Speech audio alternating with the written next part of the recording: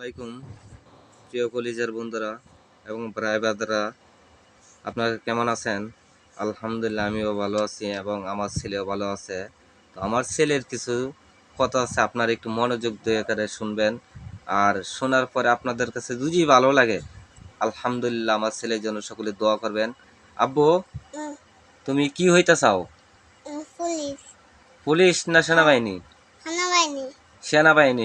সেনাবাহিনী একটা, পুলিশই কিন্তু একটা। তুমি কোনটা হইবা? পুলিশ। সেনাবাহিনী। সেনাবাহিনীর গাড়ি যে দেখলে তোমার কাছে কেমন লাগে? ভালো লাগে? তো সুন্দর লাগে। সুন্দর জিনিসটা করতে হলে তোমার কি দরকার জানো?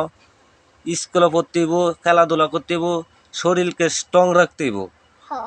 মানে ছোট থেকে তোমার অর্জন করতে হবে সেনাবাহিনীর পদ। মানে সেনাবাহিনী হইতে গেলে তোমার কঠোর পরিশ্রম করতে হইব, যা তোমার এই যে মানে যে কোনো কাজ তোমার করতে হইব।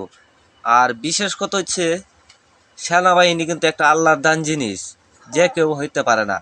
আর আল্লাহ যাদের ভিতরে ইচ্ছা চাহিদা দিয়ে দিছে, তারাই কিন্তু আল্লাহর রহমতে হয়ে যায়।